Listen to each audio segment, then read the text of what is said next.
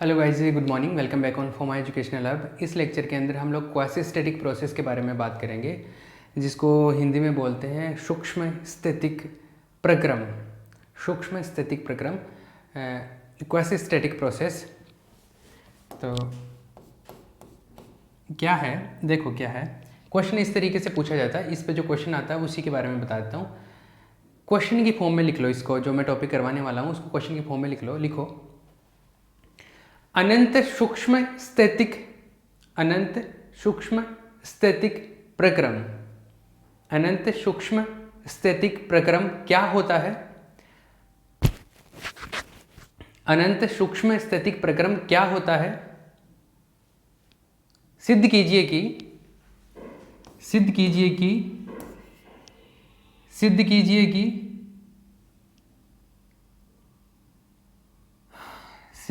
कि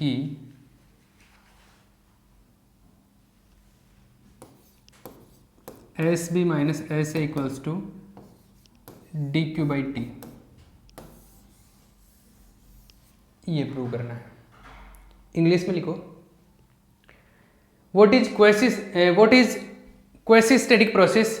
what is quasi static process? What is quasi static process? Quasi static,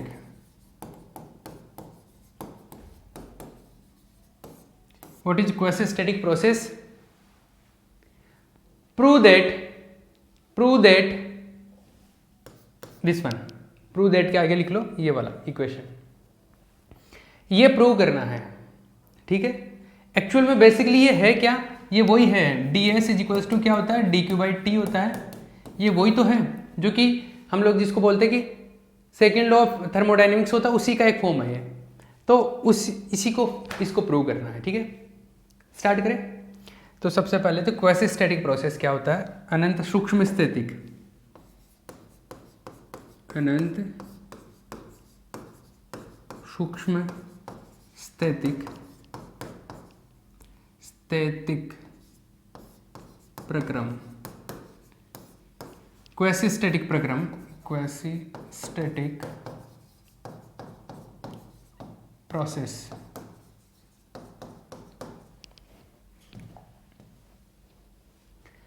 देखो, सबसे simple आसान भाषा में बताऊं तो जो धीरे धीरे प्रोसेस होता है ना, उसको बोलते हैं क्वासी स्टैटिक। किया और कितना धीरे? इतना धीरे कि हम लोगों को लगे कि प्रोसेस चल ही नहीं रहा, स्टैटिक है, स्थिर है ये। जैसे मान लो कि एक बॉक्स है, मतलब एक रूम है, ठीक है, और मैं काम कर रहा हूँ, इस दीवार को इधर खिसका रहा हूँ। दीवार को इधर खिसकाऊंगा तो ये सिस्टम में इसकी स्टेट चेंज होगी, इसकी अवस्था बदलेगी, वॉल्यूम चेंज होगा तो अवस्था बदलेगी, और भी चीज़ें चेंज होगी। लेकिन जैसे जैसे इस दीवार को इधर खिसकाऊंगा और इसका वॉल्यूम कम करता रहूंगा, पर वो वॉल्यूम इस दीवार को इतना स्लो प्रोसेस से खिसकाना है कि हमको लगे कि खिसक ही नहीं रहा। और वो कैसे लगेगा? जब इसके जो पार्टिकल्स है, यहाँ पे जो पार्टिकल्स है, उनकी जो एनर्जी है काइनेटिक एनर्जी में चेंज ना हो, इतना स्लो प्रोसेस से करना है उसको। कि ऐसा नहीं लगे कि मैंने धक्का मारा और पार्टिकल के पास अचानक काइनेटिक एनर्जी आ गई, ऐसे नहीं करना है। तो बस जब प्रोसेस बहुत स्लो होता है तो हम उसको क्या बोलते हैं? क्वासी स्टैटिक प्रोसेस होता है।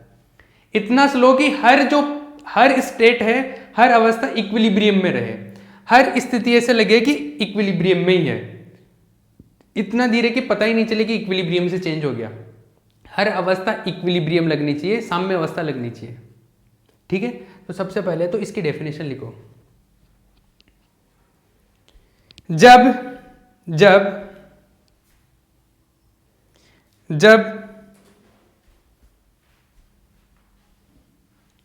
जब कोई निकाय अत्यंत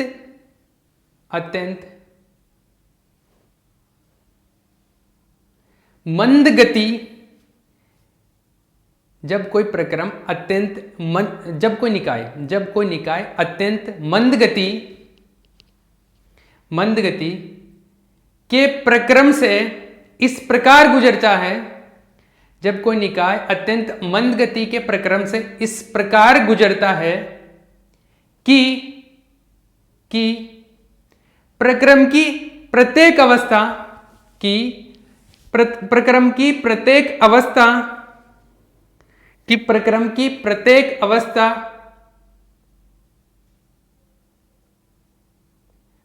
अवस्था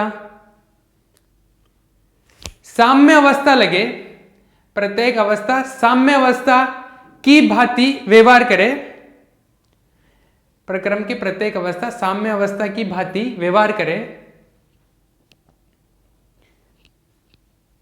तो इस प्रकार के प्रक्रम को अनंत सूक्ष्म स्थैतिक प्रक्रम कहते हैं। इस प्रकार के प्रक्रम को अनंत सूक्ष्म स्थैतिक प्रक्रम कहते हैं। When a system passes through a process, when a system passes through a process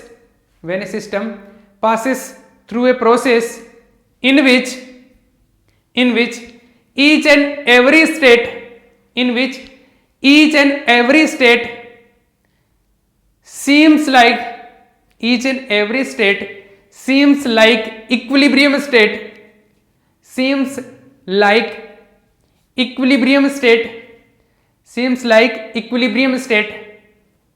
then this type of process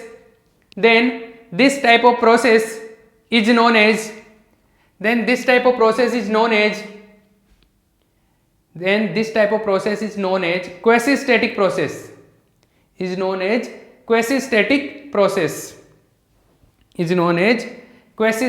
process, ठीक है। अब देखो इसकी हेल्प से हम लोगों को क्या करना है, हम लोगों को वो फॉर्मूला डिराइव करना है जिसके बारे में हम लोग बात कर रहे थे, ठीक है। तो हम लोग एक काम करते हैं कि एक सिस्टम है, ये सिस्टम ए स्टेट से बी स्टेट में चला जा रहा है, एक स्थायी अवस्था ए है से दूसरी इक्विलिब्रियम स्टेट बी में जा रहा है।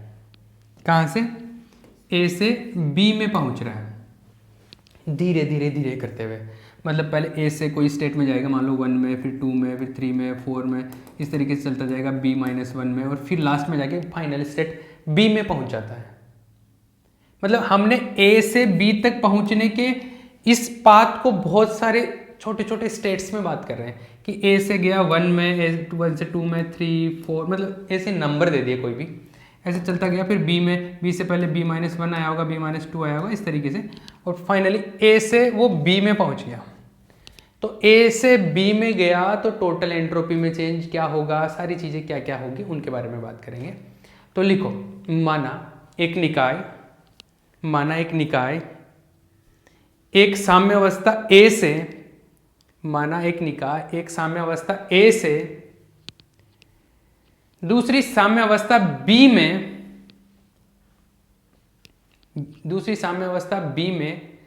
अनंत सूक्ष्म स्थैतिक, माना एक निकाय साम्य अवस्था ए से दूसरी साम्य अवस्था बी में अनंत सूक्ष्म स्थैतिक प्रक्रम से पहुंचता है, तो let a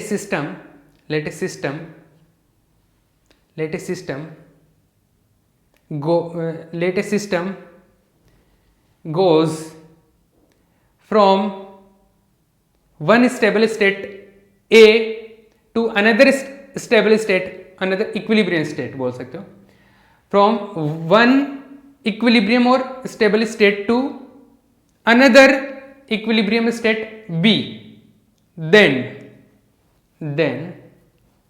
one equilibrium state A to another equilibrium state B, then तो क्या हो रहा है? देखिए, इसके जो नंबर ऑफ माइक्रो स्टेट है, सूक्ष्म अवस्थाओं की संख्या, वो कैसे चेंज हो रही है। देखो,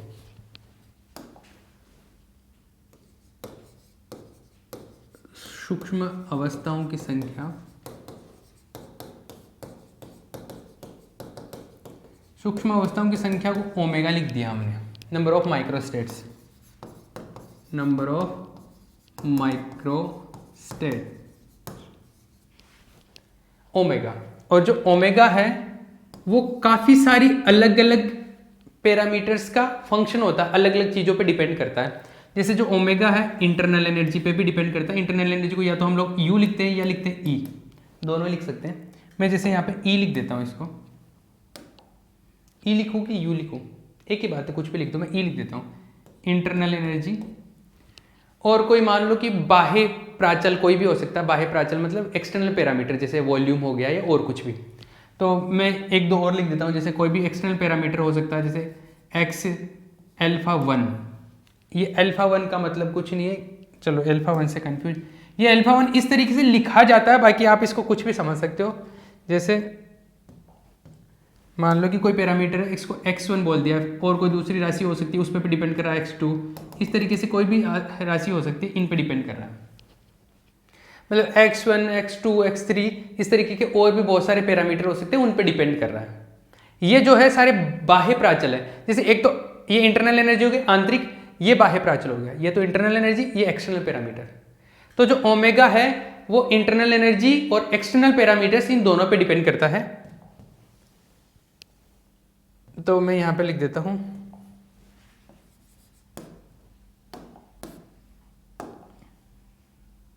यहां पे एक लाइन लिख लो पहले, यहां पे सूक्ष्म अवस्थाओं की संख्या, सूक्ष्म अवस्थाओं की संख्या आंतरिक ऊर्जा तथा बाह्य प्राचलों पर निर्भर करती है।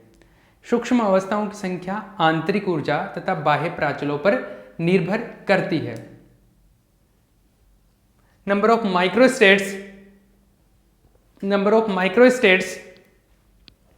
Depend on number of microstate depends on internal energy E and external parameters. तो ये x1, x2, x3 ये क्या है, सब एक्सटर्नल पैरामीटर्स हैं। x1, x2 बाह्य प्राचल है, ये बाह्य प्राचल,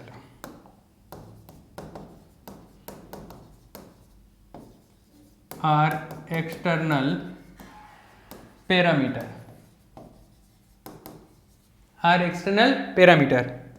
अब देखिए ये इन सब पे डिपेंड कर रहा है ना, तो मैं इसमें ln ले लेता हूँ, log ले लेता हूँ।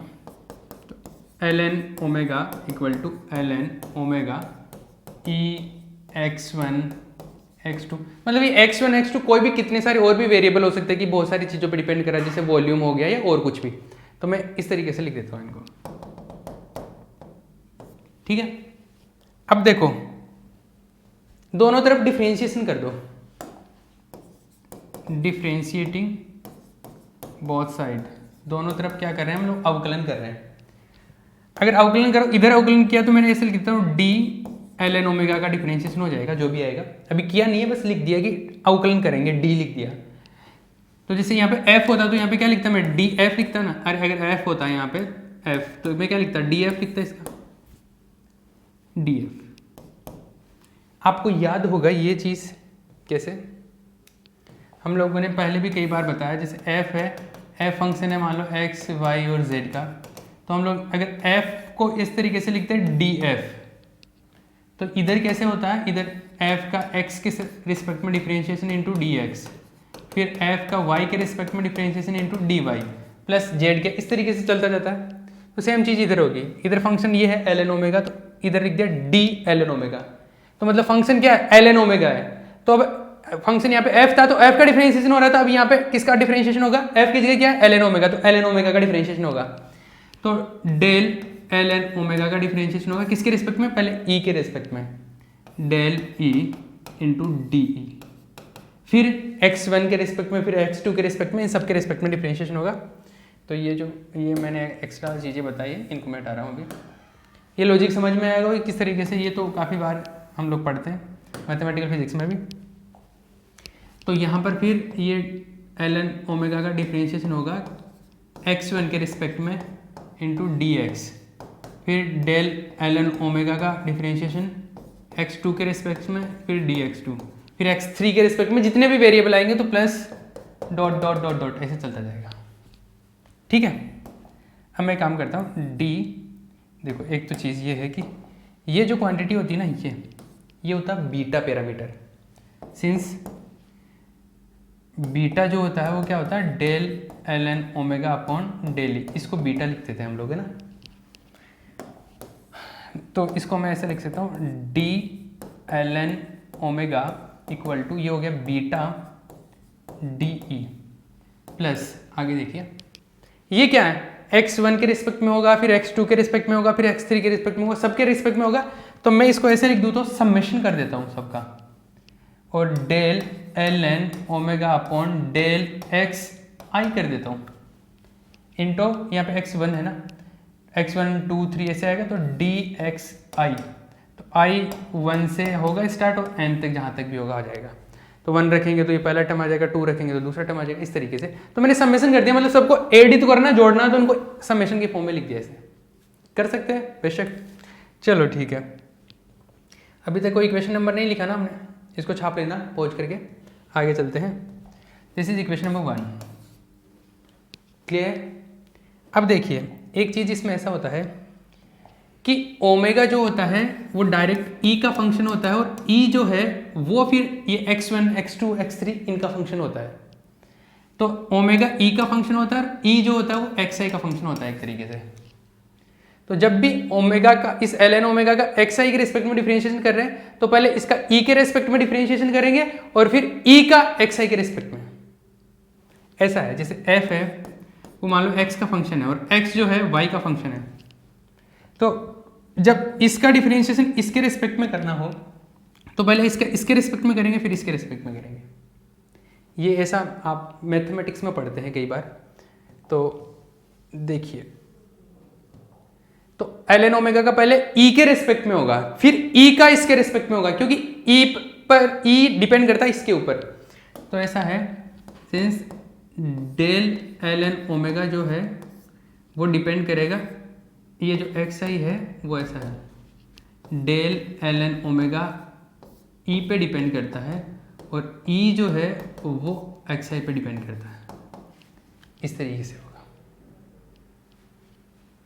ठीक है। जैसे आप ये समझ लो कि f अगर जैसे मान लो y का फंक्शन है और y x का फंक्शन है, तो अगर आप f का डायरेक्ट x के रिस्पेक्ट में डिफरेंशिएशन करना है, इसका पहले का तीसरे के रिस्पेक्ट में डिफरेंशिएशन करना चाहते हो तो पहले का पहले दूसरे के रिस्पेक्ट में करो, y के रिस्पेक्ट में, फिर y का x के रिस्पेक्ट में, ऐसे ऐसे होता है, ठीक है।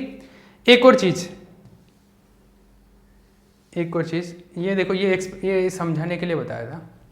इसमें ये रूल होता है कि पहले का अगर ये पहला ये दूसरा ये तीसरे के सापेक्ष करना है डायरेक्ट, तो पहले के दूसरे के रिस्पेक्ट में, फिर दूसरा के तीसरे के रिस्पेक्ट में, ठीक है। एक और चीज़, ये नेगेटिव वैल्यू आता है। ये नेगेटिव कहाँ से आता है? ये नेगेटिव आता है, जैसे थोड़ा सा मैं सेंस समझा देता हूँ कहाँ से आता है। ऐसा है कि जैसे ई के रिस्पेक्ट में डिफरेंशिएशन होगा, फिर ई का एक्स के रिस्पेक्ट में डिफरेंशिएशन होगा। तो एक्स जो होता है एक्सटर्नल पैरामीटर होता है, एक्सटर्नल पैरामीटर के साथ में इंटरनल एनर्जी रिवर्स में होती है। जैसे एक्सटर्नल पैरामीटर का वैल्यू इंक्रीज करते हैं तो ई का वैल्यू क्या होता है? डिक्रीज होता है। कुछ इस तरीके से होता है। जैसे मैं एक थोड़ा सा एग्जांपल बताता हूँ। जैसे मान लो कि ये है, इसका कुछ वॉल्यूम है फिक्स, एक्सटर्नल पैरामीटर बाह्य प्राचल में वी ले लेता हूँ, आयतन ले लेता हूँ यहाँ पे। तो अगर मान लो आयतन का वैल्यू बढ़ाऊंगा, आयतन बढ़ा दिया, वॉल्यूम बढ़ा दिया, तो पार्टिकल दूर दूर आ जाएंगे, दूर दूर आ जाएंगे तो टक्कर कम होगी, कोलिजन कम होगा, और कोलिजन कम होगा तो टेम्परेचर कम हो जाएगा, और टेम्परेचर कम होगा तो इंटरनल एनर्जी कम हो जाएगी। इसका मतलब है कि एक्स का वैल्यू बढ़ाने पर इंटरनल एनर्जी क्या हो जाएगी? कम हो जाएगी। रिपीट कर रहा हूँ मैं, यहाँ से वॉल्यूम अगर बढ़ाते हो तो पार्टिकल दूर दूर हो जाएंगे, पार्टिकल दूर दूर हो जाएंगे, कोलिजन कम होगी, टक्कर कम होगी, टक्कर कम होगी तो टेम्परेचर कम होगा, टेम्परेचर कम होगा तो इंटरनल एनर्जी भी कम होगी। तो इसका मतलब कि वॉल्यूम अगर बढ़ाते हो तो यहाँ पर अगर एक्स आई को मैं वॉल्यूम ले लूँ तो वॉल्यूम को अगर बढ़ाते हो तो एनर्जी क्या होगा? कम आता है, डिक्रीज होता है, मतलब नेगेटिव होता है। इस वजह से यहाँ पे नेगेटिव साइन ले लेते हैं हम लोग, ठीक है। मतलब इसका उल्टा इफेक्ट दिखता है यहाँ पे। Clear?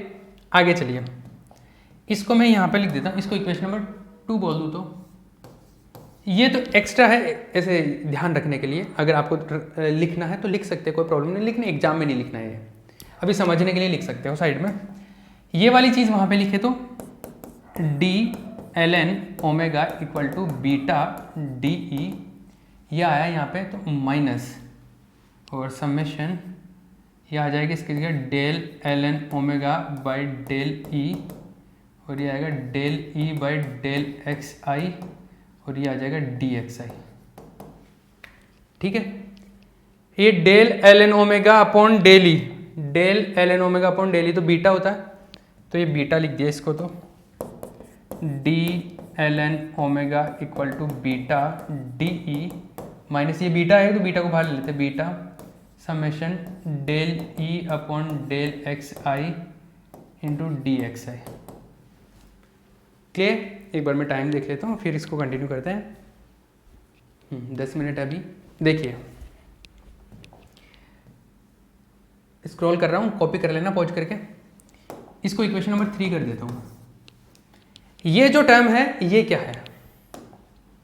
Summation of D E upon D X I D X I, sorry ये डेल है, डेल है ये होता है minus D W, work done के बराबर, कार्य फलन या कार्य के बराबर। वर्क डन के बराबर। और ये आता कैसे है मैं बताता हूँ आपको, समझना इस चीज को। जैसे है इंटरनल एनर्जी का फॉर्मूला, जैसे सेकंड लॉ ऑफ थर्मोडायनेमिक्स से हम लोग जानते हैं, सिंस ऐसा होता है d q is equals to क्या होता है, d q is equals to होता है d u plus p d v, ऐसा होता है। इंटरनल एनर्जी को जैसे ई लिख रहे हैं तो मैं इसको यू को ई लिख दूं एक बार, ई ऐसा होता है। तो अगर मैं ऐसा लिखूं और इसको टी डी एस लिखते हैं ना हम, डी क्यू को टी डी एस लिखते हैं, d e plus p d v. तो यहाँ से अगर डी ई की बात करूँ तो ये होता है t d s minus p d v. और मैंने आपको जो मैक्सवेल इक्वेशन सिखाए थे, तो मैक्सवेल इक्वेशन में आपने एक चीज़ सीखी होगी कि यहाँ पर अगर मैं P की बात करूँ, P क्या होगा?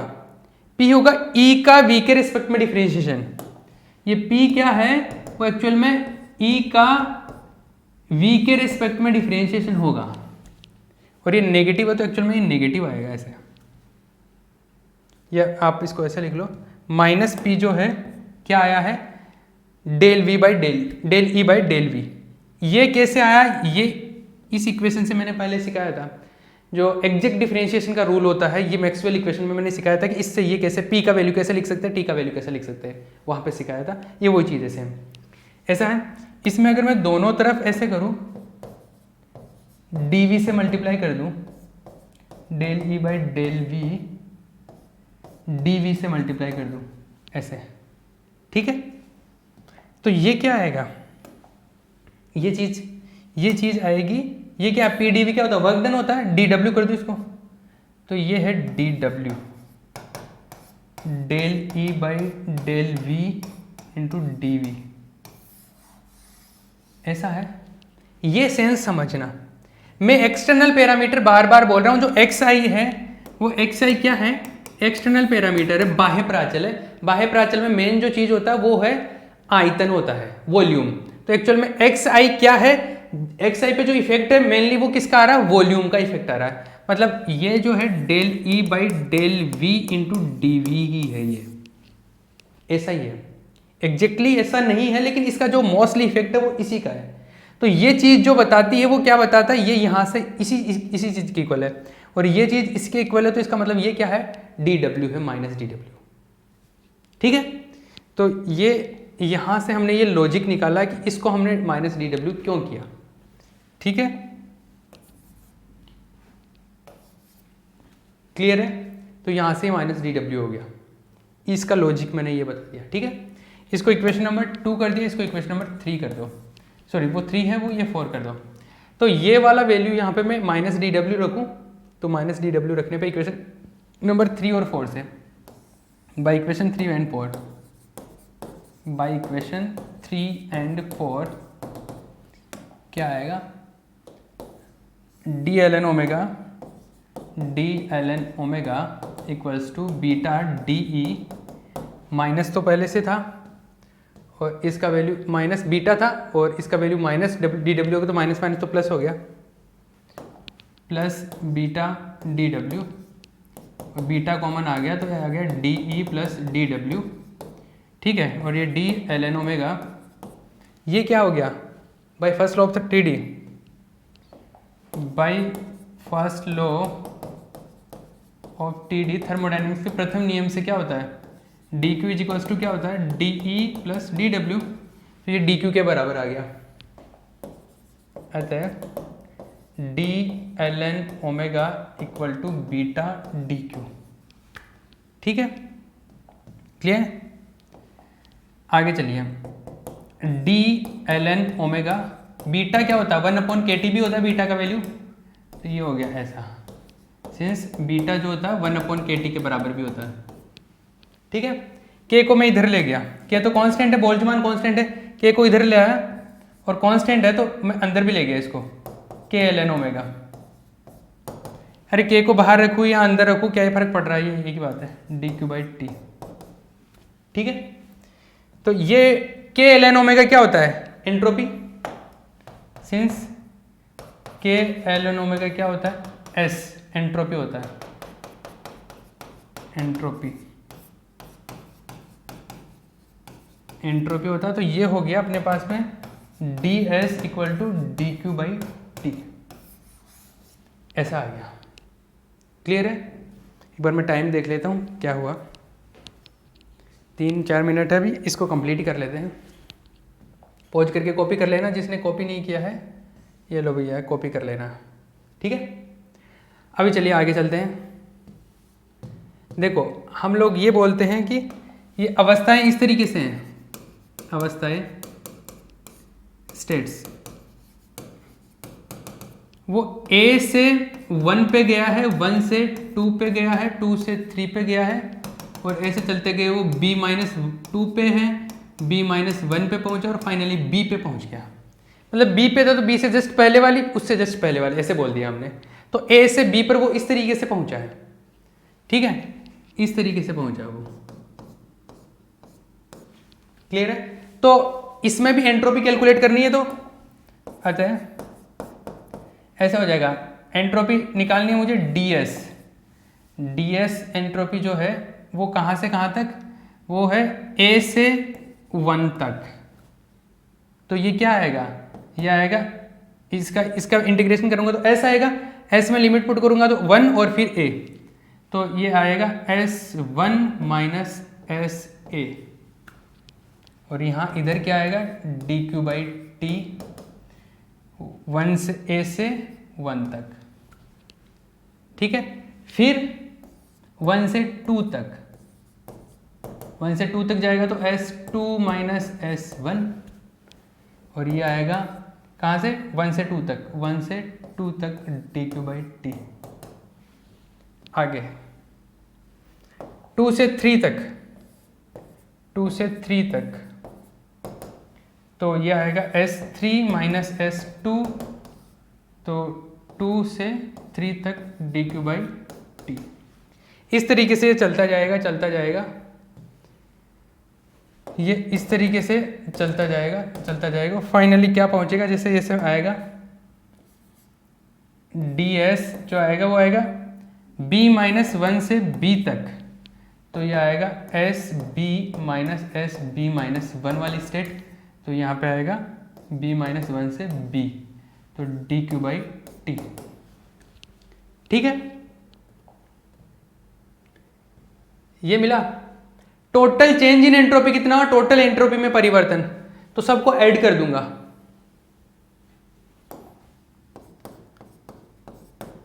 एंट्रोपी में कुल परिवर्तन, कुल परिवर्तन, टोटल चेंज इन एंट्रोपी,